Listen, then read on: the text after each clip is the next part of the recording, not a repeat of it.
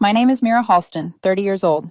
When my sister announced her engagement, I was genuinely happy for her, the way you root for a team that rarely practices but somehow still believes in championships.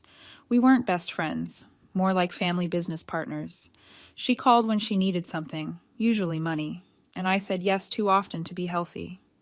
Weddings, though, are supposed to change people. I told her I'd help however I could. She smiled like the sun had come up on schedule and said she already knew I would. The first big ask arrived as a text, not even a call. Can you send $7,000 for the venue deposit? We'll pay you back after the wedding gifts. Promise. No breakdown, no context, just the number. $7,000. I wired it that afternoon and told myself it was a gift, not a loan. Gifts don't keep ledgers. Deep down, I knew the ledger would keep me. Silence followed the transfer. Not a thank you, not a photo of the venue, not even a screenshot of a confirmation email. 3 days later, a single heart emoji drifted in like someone flicking a crumb off their plate. I didn't press it. I convinced myself I'd be looped in soon. Dresses, seating chart, playlists, glow of inclusion. My phone stayed quiet. The announcement came, just not to me, or in our family chat. It was Instagram Live. I tapped in because the notification caught me mid-laundry.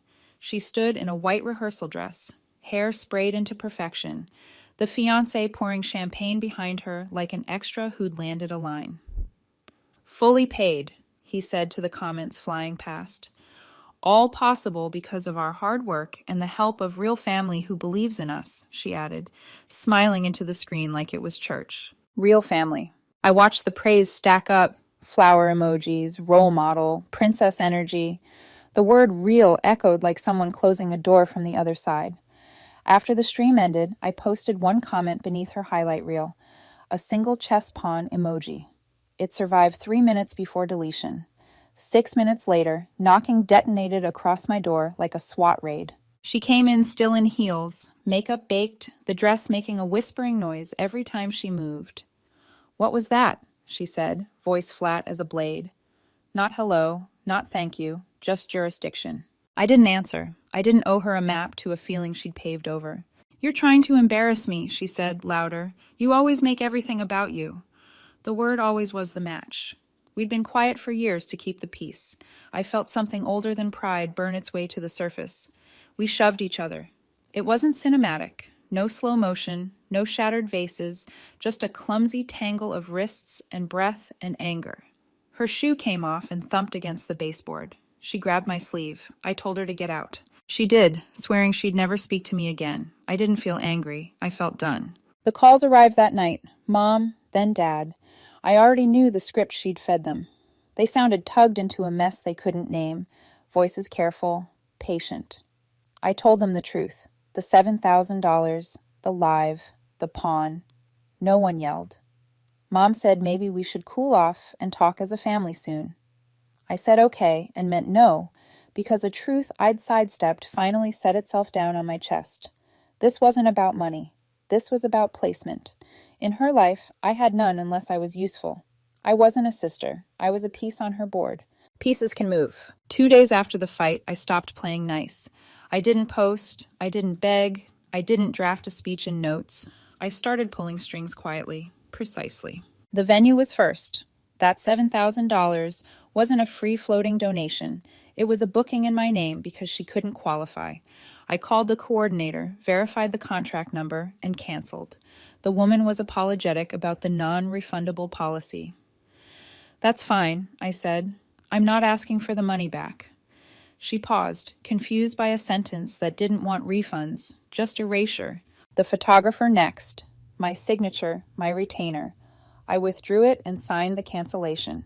The DJ released. Rentals released. The best part was how quiet it all was. It's strange how much noise you can remove from a life by withdrawing the scaffolding no one admitted you were holding. I didn't tell her. I wanted her to find out the way I did. Publicly, and too late to pretend she hadn't already decided who counted and who didn't. I kept my phone on silent, ignored her texts as they shifted keys, sweetness, sarcasm, threats, ignored aunts who used voice notes like sermons, ignored Dad's, let's not ruin the weekend. I was waiting for the call that wasn't theater. It came from the fiancé. He sounded newly aware of gravity. Hey, the DJ just called to confirm they're canceled? Do you know anything about... I canceled, I said. Silence stretched until I could hear the room he was in. Why? You should talk to your bride, I said, and ended the call. 10 minutes later, the hallway outside my apartment turned into an echo chamber. No makeup, no heels this time, just rage and a sweatshirt. She didn't cross the threshold. You destroyed my wedding, she said, the words carefully chosen to make me the verb. I stopped paying for your illusion. My voice surprised me, low, flat, a road with lines newly painted. It was built on a lie, on me. I'm done financing your delusion. For a second she faltered, then found the old rhythm. You're bitter, lonely, jealous, punishing me because I have something you don't. I almost laughed. I'd rather be single forever than build a life on guilt. She stepped forward and shoved me. It happened fast. She pushed. I stepped back. She slipped on the threshold and caught herself. That little stagger snapped a string in both of us. Get out, I said. She didn't argue. She fled. My phone lit like a burning field. Dad, then Mom, then both together at my door the next morning. They sat at my kitchen table with their church voices on. We're family, Dad said. Families don't abandon each other over money. I let them talk until the room ran out of air. Then I laid down the last 5 years like cards. The rent I covered without receipts, the credit card I cleared while she looked for work, the groceries I stocked because I didn't wait for her to ask, the deposits I fronted, the birthdays she posted as proof of abundance that was, by design, mine. They stared at the pile. Mom cried. Dad rubbed his face. Just let the wedding happen, he said finally, for our sake. It's never the last thing, I said. It's the latest thing. They didn't have an answer. They looked older in my kitchen than they had in my childhood. That night, I turned my phone face down and let the quiet deepen into something that felt like structure. Ethan texted to check in, then came by with dinner and the kind of silence that holds. He didn't tell me I was right or brave or justified. He just sat on the floor with his back against the couch and watched me breathe. Later, as I brushed my teeth, a story from Lena, Ethan's ex, floated up in my periphery. Jealous people can't stand to see you shine. A photo of crystals on a windowsill. I blocked her and didn't tell him. Not secrecy, just hygiene. Some echoes don't deserve rooms. I slept badly, but not from doubt. The body needs time to adjust to new walls. 3 more days crawled past. Hers trying to rebook with cards that declined. Vendors that remembered the tone of my voice and chose mercy over chaos. Mine going to work, answering emails, drinking water, letting myself be ordinary. The rent came due on her end. A text pinged. Short this month just until after the wedding, promise. The sentence that always turns out to be a season. I didn't open it. By midweek, my phone wouldn't stop vibrating. Relatives I hadn't heard from in years wanted weather reports. She'd told one cousin the venue flooded, another that the photographer ghosted. She forgot to keep her lies consistent, but they all shared one detail. Fault belonged elsewhere. My favorite was the whisper that I'd had a breakdown. A tidy little story people can pass around like cake. 2 days before the wedding, she called 6 times in a row. I didn't pick up. Her fiancé left a message that sounded like someone learning the shape of pleading for the first time. We just need to talk. I deleted it. Saturday came, the day she had reserved for becoming a myth. I turned off notifications, made coffee, and stayed home. Around noon, my cousin Jenna texted, "At the venue, gates locked, no staff. What's going on?" Other messages tumbled over each other. Confused guests, missing bride, no answers. Someone said she'd posted that I was in a psychiatric ward. I put my phone face down and looked at the light on my kitchen floor. It had that winter honesty that makes everything look like itself. By evening, my father stood in my living room doorway alone. He didn't look angry. He looked old. He sat without asking, and for the first time in my life, didn't defend anyone. He asked, "Do you think we failed her?" The question landed in me like a key. Loving someone doesn't mean covering for them, I told him. Letting her take without consequence wasn't kindness. It was permission. She's been living off permission her whole life. He nodded, the way people nod when a sentence builds a bridge they didn't know they needed. When he left, the quiet felt heavier, like weather gathering over a field. Phones make storms seem far away. Hearts know when it's about to rain. The night my father asked if they'd failed her, the question stayed in the room after he left, sitting where he'd been like an outline in dust. I washed a single cup, dried it, and set it on the rack like proof that small, finished things still existed. My phone pulsed in the other room, the screen lighting the wall with the rhythm of a heartbeat I didn't trust. I let it blink out. The next morning arrived gray and undecided. I made coffee and opened my email. The way you open a door you already know is empty. Vendor confirmations of cancellations stacked like receipts. "We're sorry to lose your business," they wrote to me. The name on the contracts. The scaffolding she never acknowledged. The DJ's assistant added a note. "If you need a letter explaining our side to family, we understand." I didn't need letters. I needed quiet. By noon, the family thread had mutated into a rumor factory. One aunt posted a blurry selfie from the locked venue gates with a caption about mysterious flooding. A cousin I hadn't seen since high school messaged to ask if I was seeking help and whether I needed rides to appointments. I stared at that one, thumb hovering over reply. Then I put the phone face down on the table and watched the steam from my mug become nothing. Let the stories breed in the dark. Truth doesn't fight, it waits. At 3, the doorbell rang. I knew the cadence before I stood. My mother's 2 quick taps, pause, third for emphasis. She was alone, coat unbuttoned, hair gathered like she'd run her hands through it too many times. She didn't sit. "Your father told me what you said," she began, voice aiming for steady. Permission, consequences, all that. Tears stood in her eyes like props waiting on their cue. "We just need peace." "You mean quiet," I said, "so you don't have to listen to what happened." She flinched. "I mean peace," she insisted, and for a second I saw the girl she'd been, the one who learned that keeping everyone comfortable passes for love in certain rooms. Just help your sister get through this weekend. For our sake, then we'll talk about everything. "It's never then," I said softly. "It's always later, and later keeps eating now." Her mouth trembled. "She's your sister." "She is," I said. "Not my investor, not my employer, not my client." I stepped aside so she could see the neatness of my space, the way the light sat on the floor like a calm animal. "I'm not wrecking anything anymore, Mom. I'm just refusing to build it." She looked around as if the room might argue for her. When it didn't, she nodded once, more to herself than to me. "Okay," she whispered. "Okay." She left with her coat half buttoned, and I shut the door gently so it wouldn't feel like a slam in my own chest. Ethan texted, "Breathe check." I sent him a photo of the coffee mug and the static afternoon. He called anyway. "I'm outside," he said, and a minute later he was on my couch with takeout stir-fry and those disposable chopsticks that splinter the first time you separate them. We ate without attempting to fix anything. "Lena posted about energy thieves, Haishan," he said after a while, eyes apologetic. I blocked her. I shrugged. "Echoes," I said. "Let them die." He nodded, and for a long time we just listened to the neighbors above us move furniture or ideas around. 2 days stretched like gum. My sister tried every door she'd once pried open with charm. The rental company remembered my calm, logistical tone and declined to uncancel.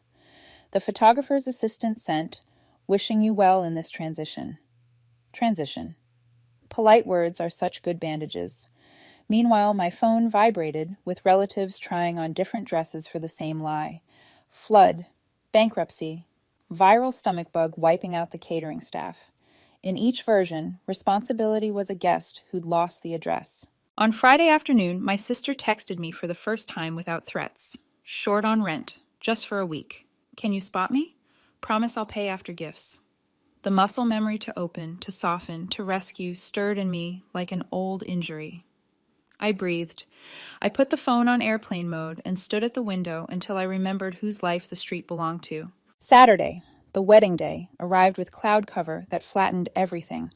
Like a stage manager dimming lights on a set that never finished building. I turned off notifications. I poured coffee. Somewhere across town, gates were locked and guests were confused, and group chats were canceling carpools in real time. Someone left me a voicemail whispering that I'd checked myself in. I deleted it without listening to the end. That afternoon, my father stood in my doorway with a question about failure and love and what it cost to stop pretending. I answered the only way I knew how. Permission isn't kindness. It's fuel. He nodded like he'd finally learned a language he'd always been expected to speak. After he left, I ran a bath hot enough to tell me if I could still feel. I soaked until the water cooled and the skin on my shins went red and honest. When I got out, evening had slipped into the apartment and sat patient, like it didn't need me to name it. I made tea and forced myself to eat something bland and true. Ethan texted a single dot, our shorthand for, "I'm here if you want me." I sent back a comma, "Not yet, but don't go far." At midnight, my phone woke with one sharp buzz, a private number. I let it ring out. It buzzed again. I let it go. On the third try, I picked up and didn't speak. Breathing. Then my sister's voice, thready, smaller. "I think I ruined my life," she said into the dark. There was no accusation in it, no attempt to cast me as a villain, so she could be the damsel, just a statement of architecture. "He left," she added, and I pictured the fiancé packing with theatrical efficiency, the way some people rehearse leaving before they've arrived. "Everyone hates me," she said. "You don't need an audience for the truth," I said, and the words sounded colder than I intended. "You need a plan." Silence stretched, then, very softly, "Can you help me?" The old hook thrown into the old water. "Not with money," I said, "with steps." "Steps," she repeated, as if the syllable were foreign. "Okay." In the background, I heard a faucet run, then cut off. The apartment she'd curated for photo solves its own image when it's quiet. "Okay," she said again, like a person practicing a word until it fits. At 2 a.m, I hung up and lay awake while the city's tired engines stitched whatever fabric night is made from.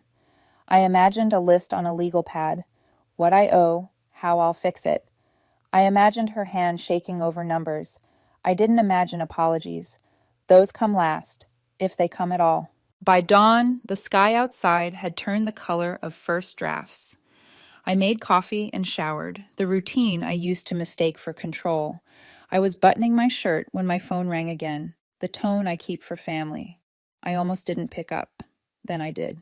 My father's voice was wrong. "Mira," he said, and in the space after my name was a sound I hadn't heard from him since I was 9 and fell off the swing set, the breath before panic finds words. "You need to come to the hospital. It's your mother." Everything in me went still. The kettle clicked off by itself. The bathroom fan hummed on, not knowing the room had changed its shape. "What happened?" I asked, but my voice didn't sound like mine. "Doctors said stress arrhythmia." She collapsed. He was trying to keep the sentences orderly, the way he sorted screws by size in the garage on Saturdays. "They're monitoring her overnight. She's stable." Stable is the kind of word you hold with both hands, because you're afraid it will fall through your fingers.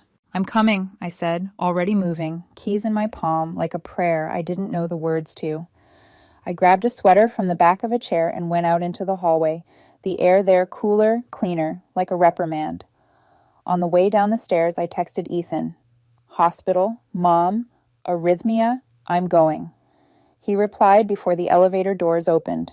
"I'm on my way." Streetlight, night shift city, the hum of other people's emergencies passing in the opposite lane. I drove without the radio. The silence a map I realized I had to learn to read quickly. At a red light, I glanced at my phone. One new message from my sister. "Where are you? Is she okay?" It was the first question she'd asked about someone other than herself in months. I didn't answer. Not because I didn't want to, because the answer would require a version of us we hadn't built yet. At the hospital, the lights were the same cruel white they always are, bleaching nuance from faces. I found my father near a vending machine, his hands empty. He looked at me as if the shape of me could fix the shape of the night. We didn't hug like in movies. We stood shoulder to shoulder and let 5 quiet breaths happen. Then we walked to a room where wires made a meadow over my mother's chest, and in the middle of all that science, her face looked very human and very small. She opened her eyes when I came in. "I just want peace," she whispered, mouth dry, voice thin. The word didn't sound like quiet this time. It sounded like rest. "I know," I said, and took her hand, because some sentences need bodies. Behind me, footsteps. My sister slipped into the room looking like a day after a storm, hair damp, with whatever she couldn't hold back anymore. She didn't look at me. She kissed Mom's forehead and sat in the chair across from mine and folded her hands as if they were new and she was trying to be gentle with them. No one spoke. For once, silence wasn't a weapon or a wall. It was a shelter. "Tomorrow," my father said finally, in a voice that made tomorrow feel fragile. "We sit down, just us. We figure it out." I didn't answer, not yet. In that room, answers felt like noise. Outside the window, morning began to make promises it has no legal obligation to keep. I watched the light try, and I let it. By morning, the hospital had that exhausted quiet that only comes after a night full of alarms. Machines hummed softly. Nurses whispered in the hallways. The kind of stillness that makes every word feel like a choice. Mom was sleeping, her heartbeat steady under the monitor's gentle beeps. Dad sat slumped in the corner chair, half asleep, half waiting. I stood by the window, watching the first sunlight spill across the parking lot, thinking about all the small things that had led us here. It started with a $7,000 check. Now it was a hospital bill and a family hanging by a thread. The door creaked open, and my sister stepped in, still in yesterday's clothes. No makeup, no mask. Her eyes were swollen, and she held a half-empty coffee cup like it was a lifeline. She didn't look at me, just walked to Mom's side and brushed her hair off her forehead. "She's okay," I said quietly. My sister nodded. Dad texted. For a few minutes, we just stood there. No accusations, no stories, just silence. Then she exhaled, slow and shaking. "I called off the engagement," she said. The words were so quiet I almost didn't catch them. Dad stirred in the corner but didn't wake. "I called him last night," she went on. "He said he couldn't deal with me anymore, said I live in a fantasy world, that I treat people like they're disposable." Her voice broke, but she didn't cry. Not yet. "And he's right." She sank into the chair next to the bed and put her face in her hands. "I messed up everything. I used you. I used everyone. I thought if I kept pretending long enough, it would turn into something real." There was no performance in her voice this time, just exhaustion. For the first time in years, I didn't feel anger. I felt something closer to recognition. The difference between regret and change was still a question mark, but it was the first real question she'd asked herself in a long time. "Mom's going to be fine," I said. "That's what matters today." She nodded, still staring at the floor. "I know." When Mom was discharged the next afternoon, she looked fragile but lighter, like someone who'd been given a second chance she didn't want to waste. Dad insisted on driving her home, and I followed in my car. My sister drove separately, slower, as if every red light was a chance to breathe. When we got home, the house was too clean, too quiet, the kind of quiet that demands new rules. Dad made tea while Mom settled on the couch. I thought we'd all scatter to our corners again, but my father surprised me. "Tomorrow morning," he said, looking between us. "We sit down. No phones, no pretending, just talk." He didn't say please, he didn't have to. The next morning, the four of us sat around the kitchen table, the same table where we used to do homework, where my sister once told me she'd be a designer, then a model, then an influencer, whatever dream paid fastest. This time she came in with a notebook and a pen, no jewelry, no armor, just paper. She placed it in the center of the table and pushed it toward me. On the first page, she had drawn 2 columns in shaky handwriting. "What I owe, how I'll fix it." Underneath, she listed everything, every dollar, every vendor, every broken promise. I skimmed down the page. $7,000 venue deposit, $1,200 photographer cancellation, $890 dress payment, $300 credit card late fee, gas money, groceries, favors, all of it. At the bottom, a single line in small letters. "I want to be someone you can actually be proud of someday, but I know I don't deserve your help unless I fix this myself." The words sat there like they'd been waiting years to exist. I looked up at her. "You actually wrote it all down?" She gave a half shrug. "If I don't see it, I'll pretend it's not real." Mom's hand trembled as she reached for the cup in front of her. "That's a good start," she said softly. Dad just nodded. I took a breath. "I'll help you, but not like before. I'm not paying for your life. I'll help you build it. I'll keep you accountable. You handle the rest." She nodded quickly, relief flashing across her face. "That's fair." It wasn't a cinematic moment. No hugs, no tears. Just a table full of people finally tired enough to be honest. The next few days blurred together in something that looked almost like peace. Mom rested upstairs. Dad spent more time home than he had in years. My sister moved into the guest room, quietly unpacking boxes that had once been full of wedding decor. One morning, I walked into the kitchen and found her scribbling in a notebook, bills spread out around her like puzzle pieces. "What are you doing?" I asked.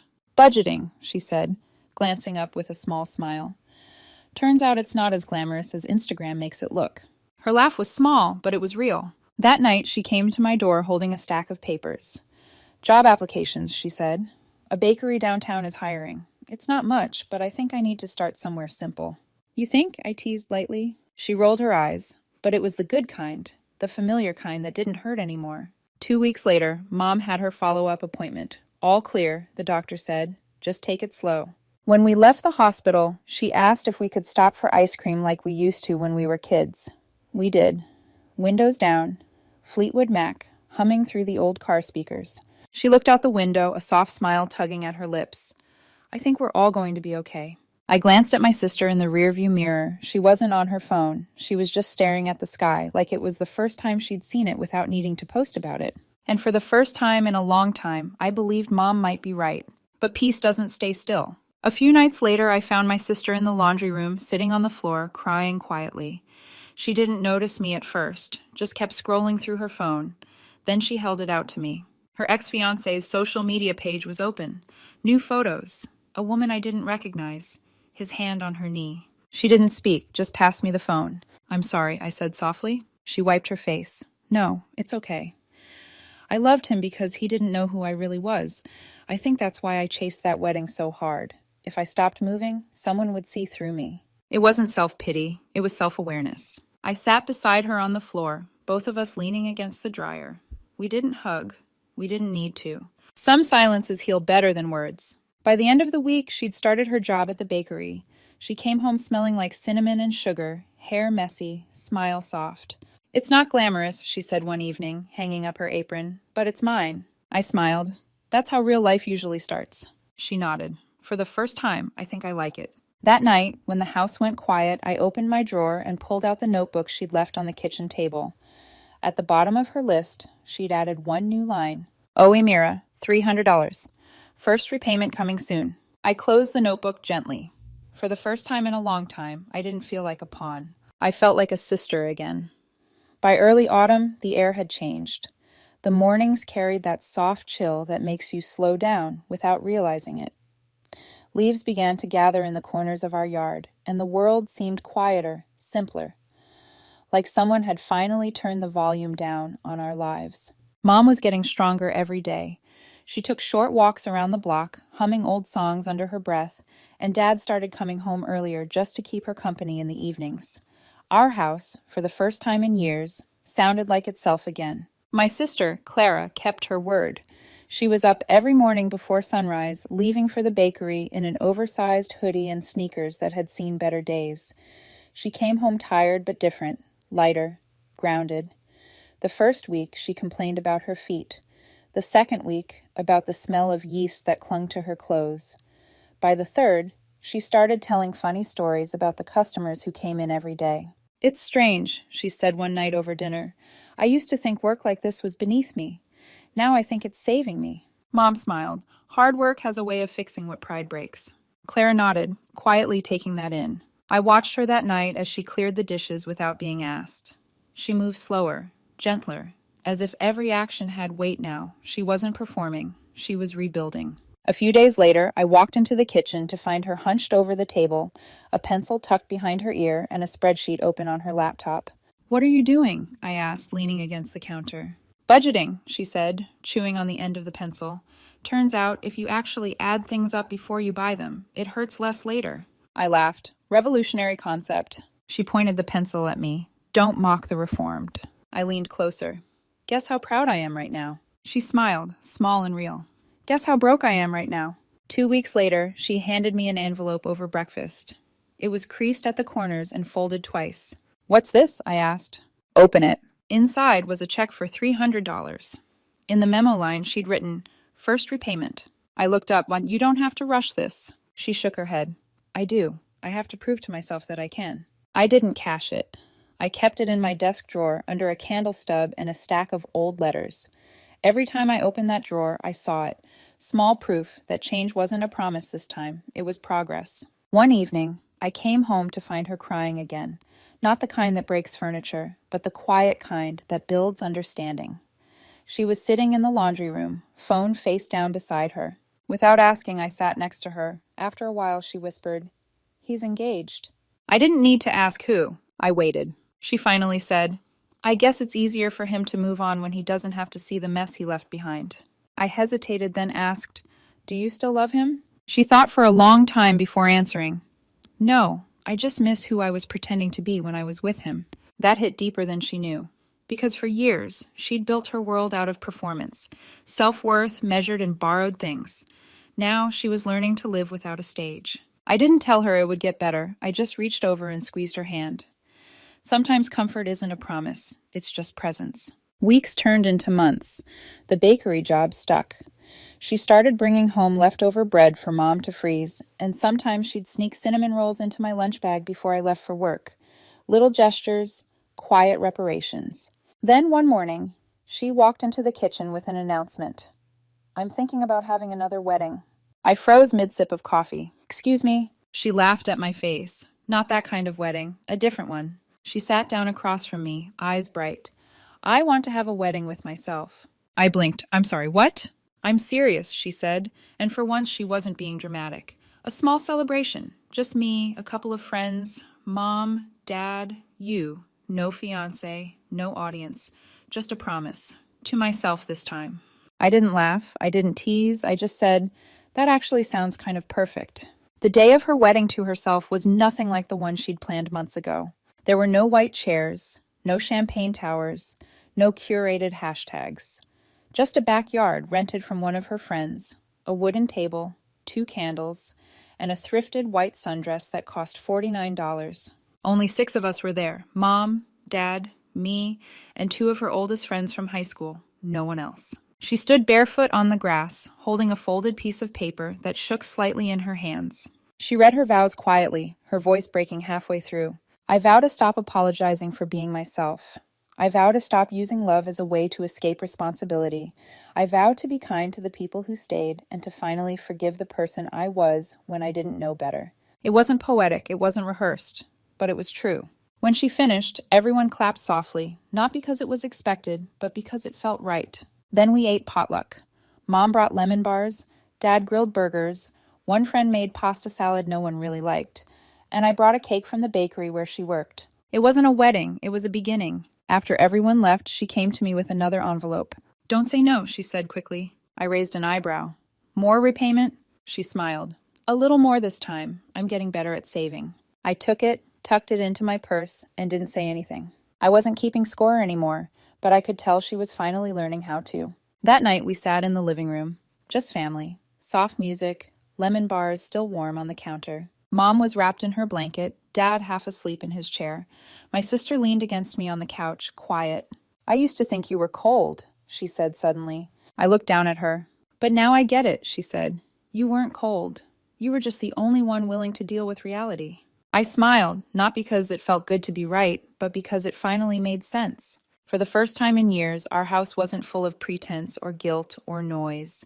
It was just full. Mom looked up from her blanket and said softly, "I'm proud of both of you." No speeches, no apologies, just peace. The quiet, steady kind that stays. And for the first time, it felt like the war was truly over. Winter arrived slow and kind that year. The morning smelled like cinnamon and frost, and the light came through the windows softer, like it finally forgave the house for what it had held. Mom's heartbeat was steady. Dad laughed more. And my sister, Clara, was still working 6 days a week at the bakery, coming home with flour on her face and stories that didn't end in disaster. She was building a life, one shift at a time. One Saturday, she came home carrying a small cardboard box. She dropped it on the table and grinned. "Guess what's inside?" I raised an eyebrow. "A carb-based surprise?" "Better," she said, opening it dramatically. Inside was a small framed certificate from her bakery, a promotion. She was officially the new assistant manager. "They gave me a raise," she said, smiling like a kid. "It's not much, but I earned it." Mom teared up. Dad clapped like she'd just won an award. I just said, "You really did." And for once, it didn't sound like surprise. It sounded like pride. A few days later, she handed me another envelope. She was nervous this time. "It's the last one," she said. "The rest of what I owed you." I hesitated. "You don't have to keep paying me back." She shook her head. "Yes, I do. I need to close the loop." Inside was a check for the remaining balance, every dollar from the list she'd written months ago. The handwriting on the memo line read simply, "Paid in full." I didn't cry, but something in me settled, like a door finally clicked shut in the best way possible. "You did it," I said quietly. She smiled. "No," she said. "We did. You just stopped saving me long enough for me to learn how to save myself." Weeks later, she started planning something small, a gathering, not a party. No one knew what it was for. When the invitations came, they were handwritten and simple. Dinner at home. No gifts, no excuses. I expected maybe a belated birthday or some quiet thank you. But when we arrived that night, candles flickered on the table, and she was wearing the same thrifted white sundress from her self-wedding. "What's going on?" I asked, half laughing. She gestured for us to sit. "This isn't another wedding," she said. "It's a renewal." She took out that same folded paper of vows, the one she'd read barefoot in the yard months ago, and placed it in the center of the table. "Tonight isn't about promising to be different," she said. "It's about keeping the promise." Then she looked at each of us, Mom, Dad, and me.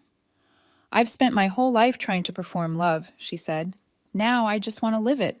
No one clapped. No one needed to. The silence was enough. After dinner, I helped her clean up. The dishes were stacked high, the air smelled like lemon and garlic, and the house buzzed with something I hadn't felt since childhood, peace that didn't need permission. She leaned on the counter beside me, drying her hands on a towel. "You know what's funny?" she said. "I used to think success was about everyone liking me." "And now?" I asked. "Now I just want to like the person I'm with every day." She smiled at me. "That includes me." I nodded. "Then I think you've made it." Later that night, after everyone had gone to bed, I found her sitting on the porch with a mug of tea, staring at the stars. I sat next to her. "Do you ever think about it?" she asked. "The wedding that never happened?" "Sometimes," I admitted, "but not because I miss it." She nodded. "Me neither. I think about the mess and the noise and how hard I tried to look happy. I don't ever want to live like that again." "You won't," I said. She smiled. "I know." The wind brushed against the trees. The night was clear, quiet, certain. Months later, she moved into her own small apartment across town. A one-bedroom with uneven floors, peeling wallpaper, and a window that looked out over a noisy street. But it was hers. She sent me a photo the day she got the keys, her standing in an empty room, barefoot, holding a houseplant instead of a glass of champagne. The caption read, "Finally standing on my own floor." I stared at the picture for a long time before replying, "Looks good on you." A few weeks after that, I stopped by after work. She had framed the photo from her self-wedding and hung it near the door. Underneath it, she'd written a quote on a piece of paper. "Sometimes peace looks nothing like what you planned." She caught me looking at it and smiled. "I think I'm going to be okay, Mira." I smiled back. "You already are." That night, driving home, I thought about everything that had happened.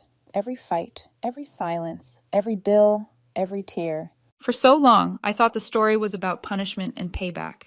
But it wasn't. It was about balance. It was about learning where love ends and self-respect begins. Months later, on a quiet Sunday morning, I opened my drawer and saw the 2 checks she'd given me. The first for $300, the last labeled paid in full. I still hadn't cashed either. I didn't need the money. I just needed the reminder. That peace isn't bought. It's earned. One apology, one boundary, one quiet morning at a time. And for the first time in years, I didn't feel like a pawn in someone else's story. I felt like a person with her own,